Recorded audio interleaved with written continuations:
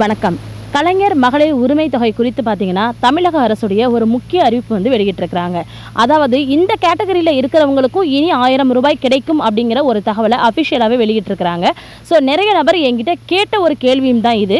So இதுக்கான answer தான் உள்ள நான் கொடுத்துருக்கேன். அது மட்டும் இல்லை, இது எப்படி அப்ளை பண்ணுறது அப்படிங்கிறது முதற்கொண்டு முழுக்க எல்லா தகவலும் நான் உள்ள சொல்லியிருக்கேன்.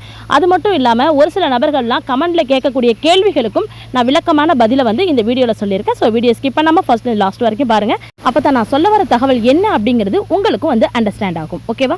ஃபர்ஸ்ட் நம்ம தமிழக அரசு அறிவிச்சிருக்கிற அந்த முக்கிய தகவல் என்ன அப்படின்னு சொல்லி நம்ம பார்த்துடலாம்.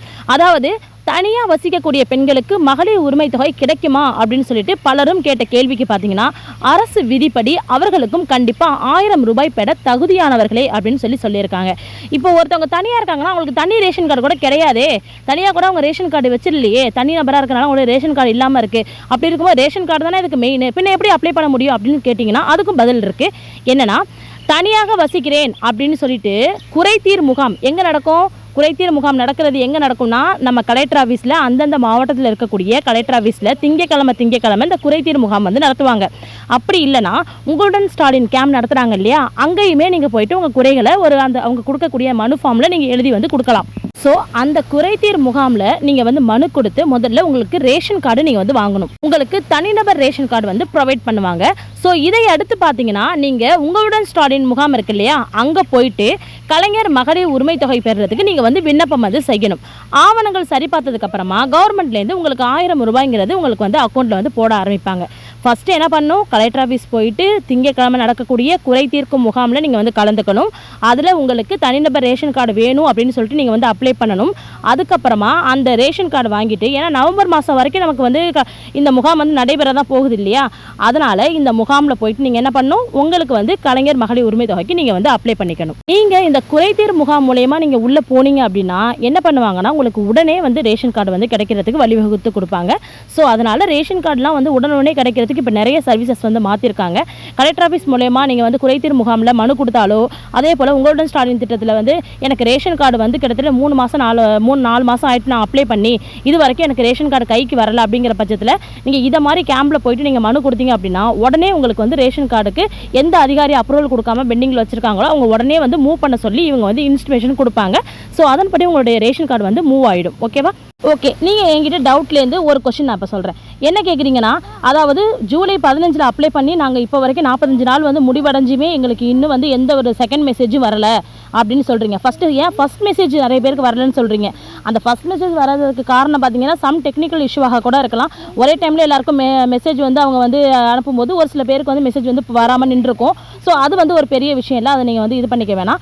நெக்ஸ்ட் அடுத்து வரக்கூடிய எஸ்எம்எஸ் தான் பார்த்தீங்கன்னா நமக்கு வந்து பரிசீலனை பண்ணதுக்கு அப்புறமா நமக்கு வந்து அப்ரூவல் ஆகிட்டா ஆகலையா, நம்ம விண்ணப்பம் வந்து ஏற்றுக்கொள்ளப்பட்டதா அல்லது நிராகரிக்கப்பட்டதா அப்படிங்கிறத மென்ஷன் பண்ணி ஒரு எஸ்எம்எஸ் வரும். ஸோ அதுதான் நமக்கு மெயினான எஸ்எம்எஸ் அப்படிங்கிறதுனால அதை வந்து நம்ம வந்து பெருசுபடுத்திக்க வேணாம். ஃபஸ்ட் எஸ்எம்எஸ் வராதவங்க பெருசுபடுத்திக்க வேணாம்.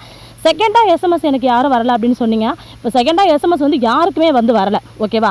அதே போல் இந்த முகவரித்துறை நான் ஒரு வீடியோ ஒன்று போட்டிருப்பேன். ஸோ அந்த வீடியோ டச் பண்ணி போயிருந்தீங்கன்னா இது உள்ளார முகவரித்துறைன்னு உள்ளார வரும். இது வந்து விண்ணப்பத்துடைய நிலையை வந்து சரிபார்க்கறதுக்காக கவர்மெண்ட் சைட்லேருந்து இந்த இடத்துல அந்த ஆப்ஷனை வந்து கொடுத்துருக்காங்க. எந்த இடத்துலனா உங்களுடன் ஸ்டாலின் திட்டம் வெப்சைட் இருக்கு இல்லையா, அந்த இடத்துல இந்த ஆப்ஷனை வந்து அவங்க வந்து அங்கேயே வந்து கொடுத்துருக்காங்க. பட் என்னன்னா, நம்ம உள்ளே போய் பார்க்கும்போது அங்கே டிஸ்பிளே நோ ஷோ, அதாவது நத்திங் டு டிஸ்பிளே அப்படிங்கிற மாதிரி காட்டும். ஸோ அந்த இடத்துல ஏன் அப்படி காட்டுது அப்படின்னு பார்த்தீங்கன்னா, நம்மளுடைய விண்ணப்பம், அதாவது ஃபஸ்ட்டு செட் ஆஃப் பீப்புளாக இருக்கட்டும், இப்போ அப்ளை பண்ணவங்களாக இருக்கட்டும், எல்லாருக்குமே வந்து விண்ணப்பம் வந்து பரிசீலனையில் இருக்குது அப்படின்னு தான் சொல்கிறாங்க. ஏன்னா நீங்களே வந்து கால் பண்ணி கேட்கலாம். டோல் ஃப்ரீ நம்பர் வந்து 1100, ஓகேவா, 1100 இதுதான் டோல் ஃப்ரீ நம்பர். நீங்களே கால் பண்ணி கூட கேட்கலாம். என்னுடைய விண்ணப்பம் என்ன ஸ்டேட்டஸில் இருக்குன்னு நீங்கள் கால் பண்ணி கூட கேட்கலாம். ஓகேவா? அவங்க வந்து அந்த பரிசீலனை முடிஞ்சதுக்கு அப்புறம் தான் என்ன பண்ணுறாங்கன்னா, உங்களுக்கு வந்து அந்த இடத்துல வந்து ஷோ பண்ணுவாங்க உங்கள் விண்ணப்பம் நிராகரிக்கப்பட்டது அல்லது ஏற்றுக்கொள்ளப்பட்டது. இதில் ரெண்டில் என்ன ஸ்டேட்டஸில் உங்கள் விண்ணப்பம் இருக்கோ அந்த டீட்டெயில்ஸை மட்டும் தான் என்ன பண்ணுவாங்கன்னா அந்த இடத்துல உங்களுக்கு வந்து ஷோ பண்ணுவாங்க. இன்னும் பரிசீலனை முடியாத காரணத்தினால தான் எல்லாருக்கும் வந்து நத்திங் டு டிஸ்பிளே அப்படின்னு சொல்லிட்டு காட்டுது. அடுத்து பார்த்தீங்கன்னா, என்னுடைய ரேஷன் கார்டு நம்பர் தப்பாக வந்து இன்செர்ட் பண்ணியிருக்காங்க.